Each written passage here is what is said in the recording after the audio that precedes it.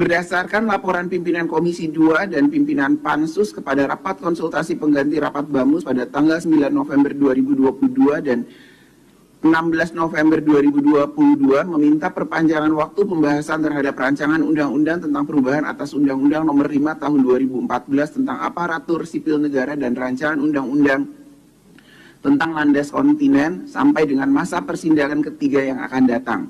Sehubungan dengan itu, dalam rapat paripurna hari ini, apakah kita dapat menyetujui perpanjangan waktu pembahasan terhadap kedua rancangan undang-undang tersebut sampai dengan masa persidangan ketiga yang akan datang?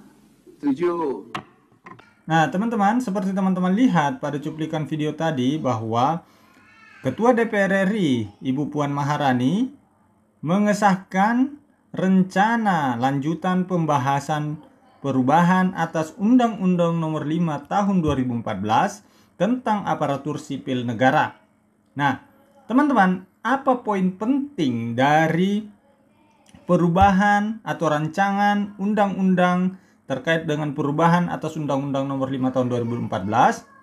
Ini akan sangat banyak manfaatnya jika rancangan undang-undang ini disahkan ya menjadi suatu undang-undang, karena banyak poin penting yang sangat menguntungkan teman-teman kita tenaga honorer pada rancangan undang-undang yang beredar. Ini saya ambil ya dari situs resmi DPR RI ya, ini ya, dpr.go.id terkait dengan rancangan Undang-Undang Republik Indonesia nomor sekian tahun sekian tentang perubahan atas Undang-Undang Nomor 5 Tahun 2014 tentang aparatur sipil negara. Ya. Teman-teman, kita simak satu persatu isi dari rancangan undang-undang ini. Ini sangat-sangat penting untuk teman-teman tenaga honorer. Mudah-mudahan poin-poin yang bermanfaat yang menguntungkan tenaga honorer tidak dihapuskan. Ya, di sini teman-teman bisa lihat. Ya, nanti teman-teman bisa download sendiri dan baca sendiri. Tetapi pada video ini saya akan menampilkan poin-poin penting, ya, yang perlu teman-teman semua kawal ya agar rancangan undang-undang ini bisa disahkan menjadi undang-undang. Di sini di ketentuan pasal 22 diubah sehingga berbunyi sebagai berikut. P3K berhak memperoleh A. gaji, tunjangan dan fasilitas, B. cuti, C. pengembangan kompetensi, D. jaminan hari tua, E. perlindungan. Nah, kalau sebelumnya ini tidak ada, maka di rancangan undang-undang ini jaminan hari tua itu dimasukkan. Ya, itu poin pertama yang penting. Selanjutnya, poin penting dan yang sangat perlu teman-teman kawal itu ada pada pasal 131. Ya, kita baca sama-sama ya, teman-teman.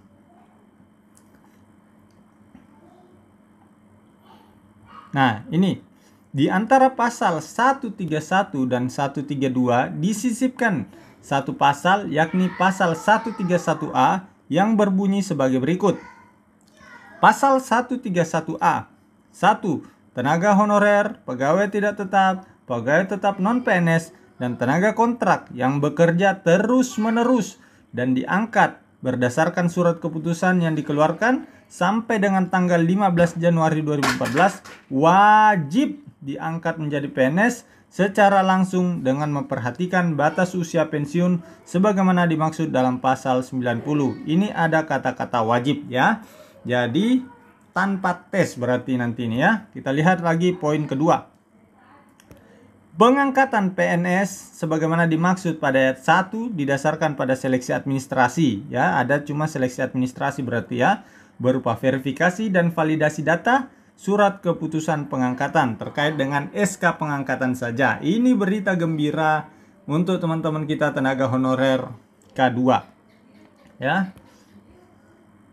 atau nanti yang memenuhi syarat. Kita tunggu saja bagaimana finalisasi akhirnya terkait dengan keputusan terkait dengan pasal 131A ini ya. Di poin ketiga di sini, pengangkatan PNS sebagaimana dimaksud pada ayat 1 dilakukan dengan memprioritaskan mereka yang memiliki masa kerja paling lama dan bekerja di bidang fungsional, administratif, pelayanan publik, antara lain bidang pendidikan, kesehatan, penelitian, dan pertanian. Pengangkatan PNS sebagaimana dimaksud pada ayat 1 dilakukan dengan mempertimbangkan masa kerja, gaji, ijazah, pendidikan terakhir, dan tunjangan yang diperoleh sebelumnya. Yang kelima, tenaga honorer, pegawai tidak tetap, pegawai tetap non-PNS, dan tenaga kontrak diangkat menjadi PNS oleh pemerintah pusat, bukan oleh pemerintah daerah ya.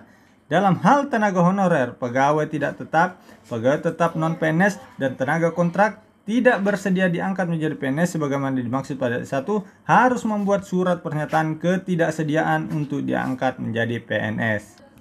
Nah, di sini pada pasal 134, peraturan pelaksanaan dari undang-undang ini harus ditetapkan paling lama 6 bulan terhitung sejak undang-undang ini diundangkan. Ya, jadi langsung diterapkan 6 bulan sejak undang-undang ini diterapkan jika nanti telah diterapkan menjadi undang-undang. Ya. Ini di poin 135 dan 136 juga disisipkan satu pasal, yakni pasal 135A yang berbunyi sebagai berikut. Pengangkatan tenaga honorer, pegawai tidak tetap non-PNS, dan tenaga kontrak menjadi PNS sebagaimana dimaksud pada 131 ayat 1 dimulai 6 bulan paling lama 3 tahun setelah undang-undang ini diundangkan. Jadi ada masa rentannya ya.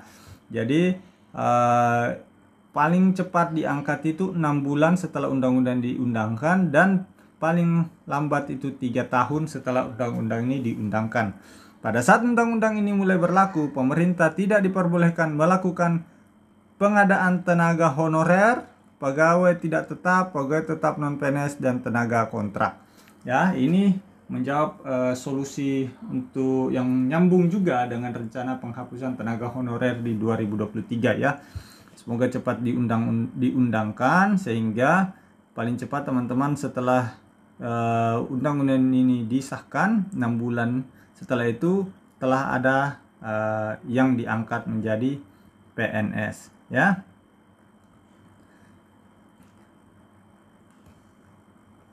Undang-undang ini mulai berlaku pada tanggal diundangkan agar setiap orang mengetahui dan memerintahkan perundang-undangan ini dengan penempatannya dalam lembaran negara Republik Indonesia disahkan di Jakarta pada tanggal Presiden Republik Indonesia Bapak Joko Widodo. Ya, seperti itu rencana yang akan dibahas ya. Semoga poin-poin penting yang menguntungkan teman-teman kita tenaga honorer ini tidak dihilangkan. Ya, kita kawal sama-sama ya teman-teman. Jangan lupa subscribe untuk terus kita pantau bagaimana rancangan ini sampai nanti undang-undang ini disahkan. Sekian, terima kasih. Assalamualaikum warahmatullahi wabarakatuh.